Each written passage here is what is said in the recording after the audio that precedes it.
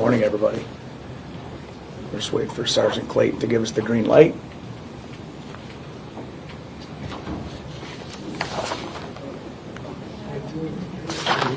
We're here for one reason and one reason alone. Rajinder Minhas, 60 years old, from Oakland County, the owner of Flint Chemical, traded the public safety and the environmental safety of this community for money. That's it. On June 15, 2022, a 911 call came into Flint Dispatch. A gentleman fishing noticed a large oil slick at an outfall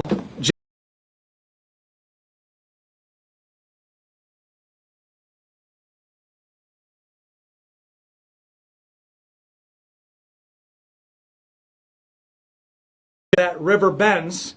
That's where the outfall is. The 911 caller stated that the water and the oil slick was so great that he knew it was more than a small spillage. Immediately, the Flint Fire Department, my office, as the sheriff, I also operate as the emergency manager of the county. We dispatched our emergency management team. We contacted Michigan Spill Response, Eagle, EPA, all those that are here and represented today, to not only do two things: contain and to clean, and also to hold accountable. Right out of the gate, Captain Kennemer and Sergeant Josh Walker were assigned from my office to work with Eagle in their investigation to find out, was this an accident or was it deliberate? Was this just simple neglect, or was it neglect? Was it intentional, and is there criminal culpability? And that's exactly what we found. And while we're doing that, at the same time, we're trying to protect the waterway. Can I tell you, this crime scene spanned 22 miles. Our friends like Art Woodson, community activists that have already suffered the trauma of what contaminated water could be. This is independent of that.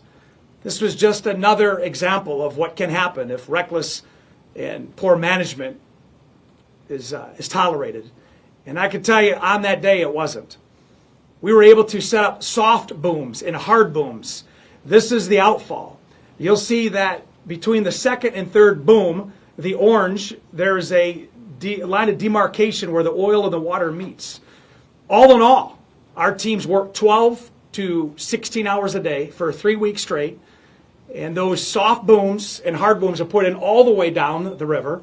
There were 4 sets of hard booms that siphon off the water in order to be vacuumed, and 10 sets of soft booms, which are the cloth booms, just to capture. Because of this contamination, within the first few days, they siphoned off 20,000 gallons of water, skimmed the top. In addition to all that, we continue to work with the source, Flint Chemical. 4300 block of James P. Cole, they make many of the ingredients that go into products like this: rust inhibitors. These are toxic chemicals.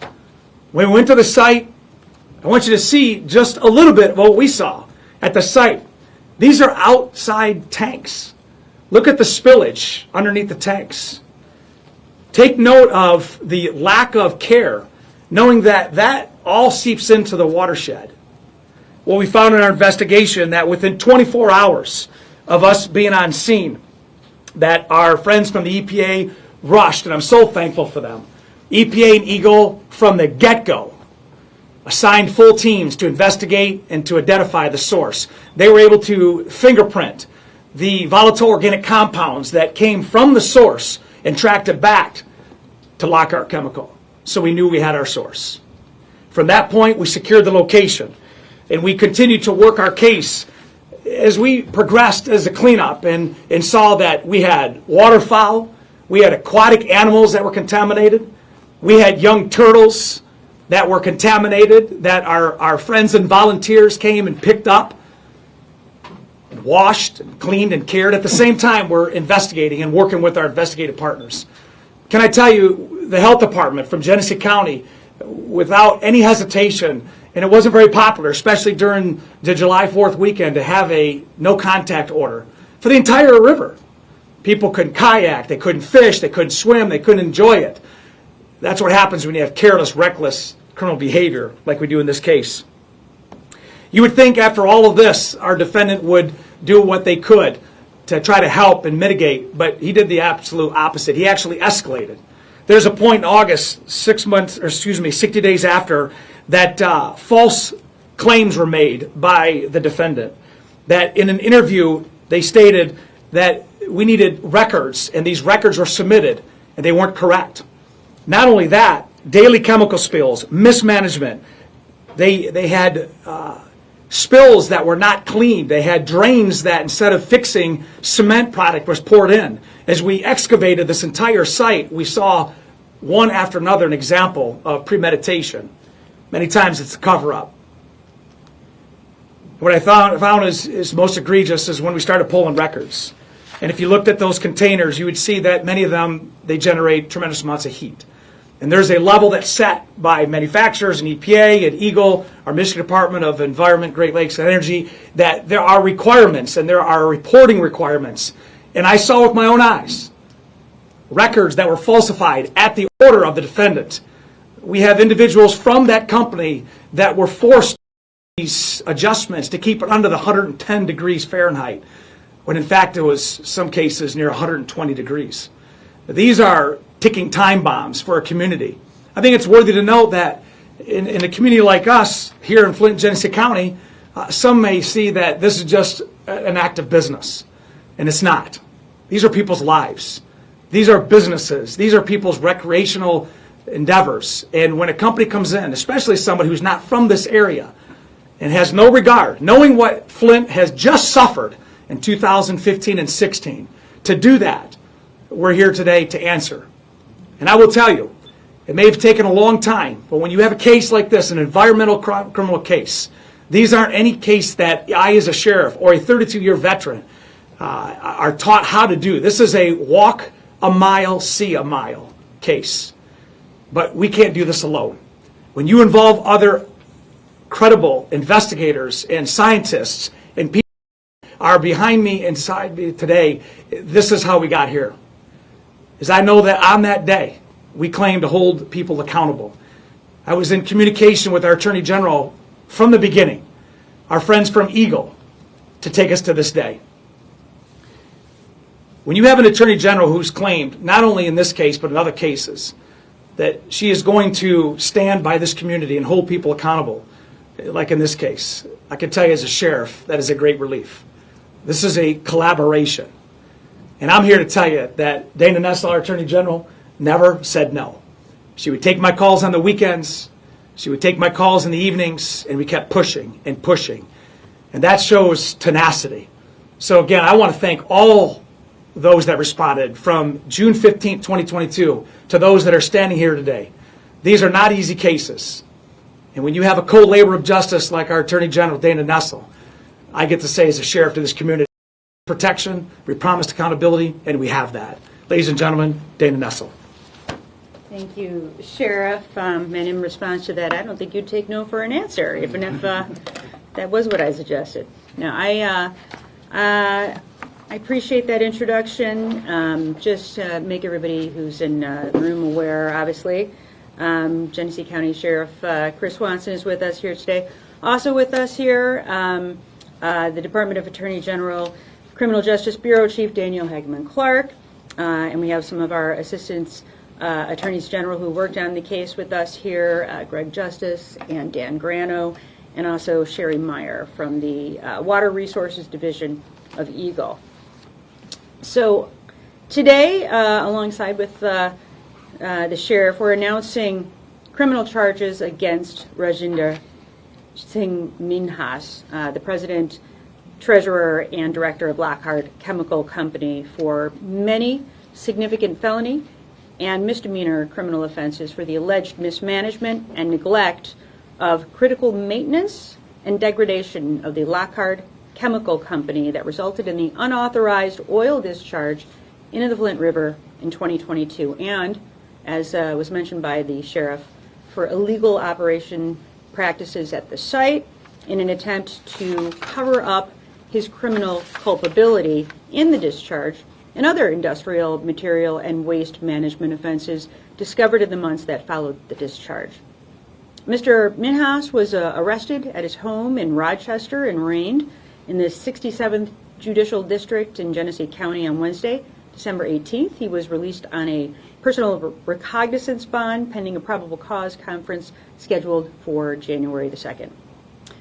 The totality of what I have to say and will describe today are at this point, of course, only allegations. All defendants at this stage of the criminal justice process are presumed innocent unless and until proven guilty in a court of law, though these allegations are extensively supported by the findings of the Michigan Department of Energy, Great Lakes, and Energy, and we intend to prove these offenses beyond any reasonable doubt in the courts.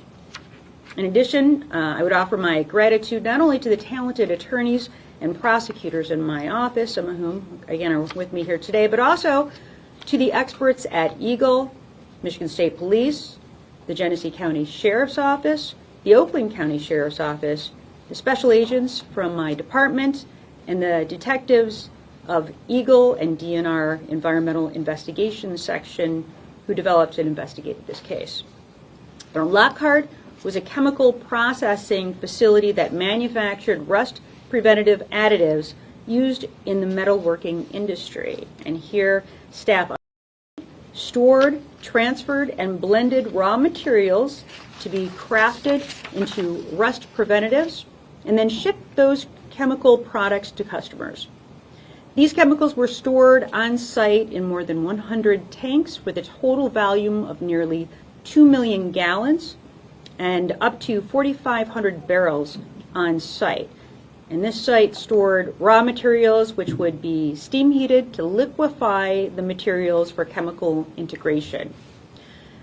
These processes resulted in the creation of industrial wastewater comprised of stormwater, rinse water, material leakage, and steam condensate, all of which came into contact with chemicals and hazardous materials or containers for such. The neglectful management of this facility's wastewater and the containment systems falling into significantly degraded states led to an eventual and criminal pollution event that posed a danger to public water. On June 15th of 2022, approximately 15,000 gallons of an oil chemical mixture were released from Lockhart's facility into the Flint River.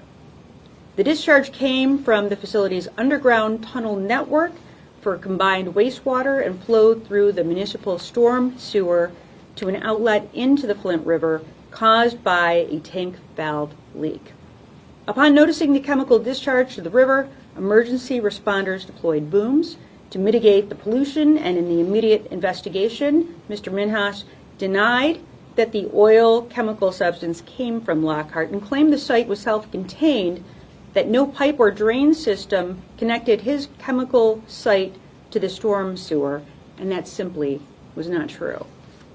The City of Flint and the Michigan Department of Environment, Great Lakes, and Energy quickly identified Lockhart as the source of the contamination, inspecting manhole access points to the sewer system immediately upstream of Lockhart and on the facility grounds. None of the upstream access points contained the chemical contaminant. Those at this site did. Furthermore, chemical fingerprinting analysis conducted by Eagle's investigators and laboratory confirmed that the oil chemical mixture entering the Flint River was a match to substances that were found on this site. This illegal discharge into the river was a direct result of Minhas as the director in charge of this facility's dangerous daily operations, repeatedly neglecting maintenance, refusing necessary facility upgrades, and failing to implement a preventative maintenance plan or provide annual emergency training for employees. These inadequate operations also led to criminal violations of Michigan's air pollution laws. So at the time, immediately following the chemical discharge, my department set out alongside Eagle to assess observations and complaints from the community, and the state gathered environmental data in response to the community feedback.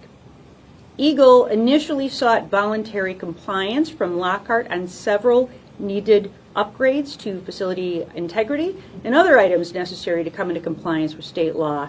But after several meetings and efforts to prompt serious actions by Minhas and Lockhart yielded no solutions to the many problems discovered at the facility, an official order became necessary. And in September of 2022, 3 months after this illegal discharge, Eagle issued an order to Lockhart requiring the company to immediately stop its use of defective wastewater and stormwater conveyance systems, to pump the facility's wastewater and stormwater for off-site disposal, to maintain and monitor a boom in the Flint River where the illicit discharge reached the river, and to repair or replace defective conveyance systems. And that order was served upon Lockhart by my department, Eagle, and Genesee County Sheriff Chris Swanson. Lockhart soon after filed for bankruptcy, and officials from the state of Michigan and the U.S. Environmental Protection Agency have been involved in the bankruptcy to ensure that the facility is managed appropriately, to avoid further releases, and to address hazardous substances on site. So today, we are announcing significant felony and misdemeanor charges against the man responsible for mismanaging this company to the point of a public crisis. To underscore the culpability of Mr. Minhas, this facility had no safety managers on site daily. The only person in charge was Rajinder Minhas. Now, Mr. Minhas ran this chemical factory with a mentality geared towards keeping operational costs low and profits high, to patch bullet holes with Band-Aids, and to keep the public safe with all the might and muster of a series of patchwork of bare minimum efforts. The business model at practice here led to criminal violations of Michigan's environmental laws, including falsifying records and covering up his dirty tracks. The bottom line is this: the industrial plant produced a chemical discharge into the Flint River and releases of air pollution because Rajinder Singh Minhas failed to secure his facility yet over and over again. Years of mismanagement and neglect made the 2022 discharge inevitable. And when it did spill over into the sewer and river, Minhas denied any and all responsibility. So we have charged Mr. Minhas with one count of the following: falsely altering a public record, a 14-year felony; uttering and publishing a false or altered public record, a 14-year felony; substantial endangerment to the public, a 5-year felony; discharge of an injurious substance to waters of the state, a 2-year felony; false statements and omissions regarding air pollution control, a 1-year misdemeanor; and general violations of air pollution control law, punishable by a fine of up to $10,000 for each day that violations occur. Minhas is additionally charged with 11 misdemeanor offenses for violating hazardous waste statutes, permits, or rules.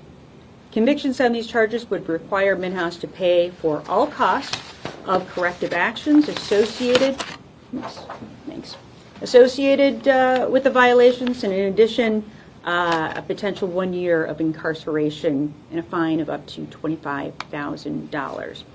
Minhas is charged further with 9 misdemeanor violations of the state's liquid industrial waste law for allegedly discharging industrial byproducts, violating reporting requirements following the discharge, and violating other provisions related to properly labeling chemical containers, maintaining adequate records, and the storage, disposal, protection, and discharge prevention of liquid industrial waste. Each count is punishable by a 6-month term of incarceration and or a $1,000 to $2,500 fine for each day that the violation occurred. In addition to these significant incarceration penalties, Minhas is also facing in total more than $1 million in fines for these many violations. These charges are predicated on the alleged facts that Minhas illegally discharged polluting chemicals and oil into the Flint River on June of 2022, that this discharge posed a substantial endangerment to the public health, safety, or welfare, that Mr. Minhas ordered an employee to falsify records detailing how hazardous materials were handled on site, that he failed to take immediate action and notify authorities after committing the discharge to the city sewer and river, and as was later discovered, that Minhas failed to label containers and tanks at the Lockhart facility or maintain or keep appropriate records of industrial chemical products, that he failed to meet the storage requirements for the chemicals and he kept and created on site, that he kept these chemicals in unpermitted surface impoundments contrary to the law, that he failed to fulfill record retention requirements for such a facility, and that Minhas had failed to satisfy the air quality requirements. Now, the Lockhart site and facility has been secure for quite some time as Lockhart goes through bankruptcy. It is under the supervision of an appointed bankruptcy trustee who works closely with Eagle and the EPA to ensure that it's managed properly and that there's no threat of any further release. Those who run a business have a responsibility to ensure their operations do not jeopardize public health or the environment, especially our precious water resources. Nowhere should that responsibility to respect the public waterways be more obvious than here in the city of Flint. Blatant neglect and disregard of this responsibility cannot and will not be tolerated, and we will continue to make sure that those who fail in this important duty are met with the full force of law. So, thank you all, and thanks to Sheriff Swanson, and I think we'll take questions at this time.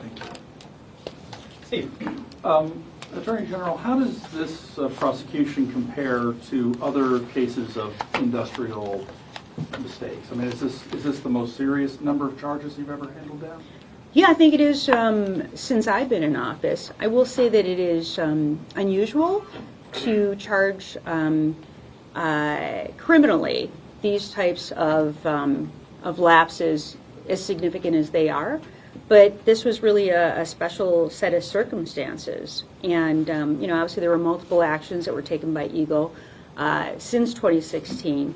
And, of course, improper storage notifications. There's a long list of issues and chronic neglect that was unlikely to ever be resolved absent criminal charges. This was a particularly egregious set of circumstances. And as such, we felt the need to charge criminally. I don't know if you want to... Brandon? You had mentioned that Mr. Minhas had ordered an employee to falsify a record. Was there a pattern of this that you found? Is this something that went on regularly at Lockhart or for an extended period of time? Right. Do you want to answer that? We have records that reflect that, and it wasn't just a single event. Beth? Attorney General, do you think the lawmakers who skipped session last week should have been arrested? I am incredibly disappointed with how the session ended.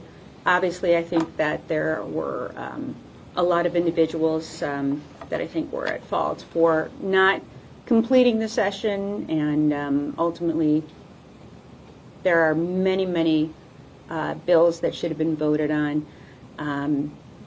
I know that I'm particularly upset about many of the initiatives that came from our department that will never see the governor's desk. And I can name some of them: are consumer protection amendments, human trafficking, guardianship and conservatorship reforms. The list goes on and on and on.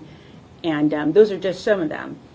But with that, I'll probably have more to say on this issue later, and I know that you'll be attending a roundtable that we're going to be having in January. I'm happy to discuss this further at that time.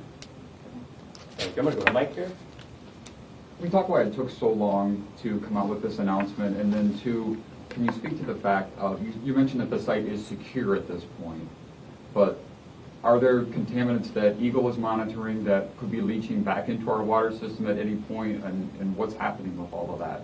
Yeah. In terms of how long it took to get from this bill in 2022 till now, obviously the state's first priority was to make sure that the release of chemicals from Lockhart's facility was contained and that human health and safety were adequately protected. And then after that, the criminal investigation involved consulting with the experts at Eagle to determine exactly what had happened and what charges were appropriate. And it was a very thorough and comprehensive investigation with multiple agencies, which can take a lot of time. But obviously what was important is that we got it right, and we think that we did. In terms of whether or not there is a continuing issue, I think that has all been addressed. I will say in terms of what, if any, health impacts we saw or continue to see, we're not aware of any negative impacts for residents in the area, largely because of the prompt response by local first responders and emergency management personnel, Eagle, the EPA. But the impacted area was large. Oily discharge was seen on the water for as far as 20 miles downstream, and oil had to be cleaned off of turtles by hand, as was noted by the sheriff. But that oily discharge, more than 14,000 gallons of it, was contained and it was collected before it could charge any more damage to the environment and the communities in the area. And Eagle also performed local air quality testing, and they confirmed that there is no danger to the public from compounds in the air. Sheriff, do you want to add anything to that? Yeah, I will tell you, this is a criminal investigation, but it's a scientific criminal investigation. I can tell you it's the largest environmental investigation this office has ever had in its history. And when you look at partners that the Attorney General just mentioned, there's a lot of data recovery. And when you use that and you combine it, it's always wanting to be sooner, but we're here. And the thing that I want to remind people of is, number one, the water is safe. And Lockhart's not the only plant or the only business along any waterway in Genesee County or beyond that has the potential of tomorrow having a breach. But the water from this has been contained, and it's been clean, and it's safe. And as I've promised, as the Attorney General have to the people of Flint and Genesee County, as your sheriff and as your AG, we're going to hold people accountable who do what he did. Thank you very much. We're going to go back to Steve. I got time for a couple more after that. Attorney General, any comment on the President's commutations today in the death penalty cases, including the one involving a Michigan bill? Yeah, I mean, I just read about it this morning a little bit. President Biden has made it clear that except for in certain types of aggravating circumstances, he doesn't believe that the death penalty is appropriate. I think what we saw at the end of the Trump administration last time was sort of a rush to execute as many people as possible. And I think just in the last few weeks of his administration last time, he executed, I think, about 4 individuals, 3, I think, just in the last week that he was in office. And, I think it's fair to say that President Biden didn't want to see that again. And except for in those rare instances, and I think there were 3 individuals, my understanding is that he did not commute their sentences from the death penalty to life in prison, that the rest of those individuals now will not be facing the death penalty. And I think that's a promise that he made when he ran for office. I think it was long-standing. It has been his policy, and he fulfilled that commitment. Thank you. I'm just going to ask, we're going to do a couple more, and if we could keep it on to today's prosecutions out of respect for our host here today. Art? Yes, being that Lockhart had been in violation since 2009, and in the last report that was given, Outfall 1, the liner and the lining of Outfall 1 has to be replaced. Being in bankruptcy, Lockhart doesn't have to pay for it. The city is responsible for it. Do you think that you all working on behalf of the city, can you all have them to make it to where they're paying creditors, they pay for this outfall so that the Flint residents being poisoned don't have to pay for this. And also, back in 2014, being that outfall 1 was in front of the Flint water intake while we was on the water, who was supposed to test and make sure that any spills or if any contamination was coming through to where it didn't go into the water plant and come out to the city during the time that we was on the water? Well, I don't have the answer to those questions, do you? I will. You're right. It's a 2009. You referred 2014. I will tell you, you, Mr. Woodson, and so many other advocates for the people have asked questions that unfortunately people up here don't have answers to, including that one. But I will tell you this. I agree with you. He should be responsible for every dime that was paid by the people to not only contain and clean up, but also to mitigate it. And whether he's in bankruptcy or not, I can tell you right now that the people, those here, anybody who's paid a tax, have been paying this bill, and it should go back to the one who's responsible for it. I will tell you, our friends from Eagle, EPA, they have assigned individuals to that site to keep it from happening again. But I wish I could go back retrospectively and say, you're going to pay for this, you're going to pay for this, you're going to pay for this, because the people of the city of Flint don't deserve that. All right, thank you, everybody. I'm going to close it out with one from Beth, Detroit News.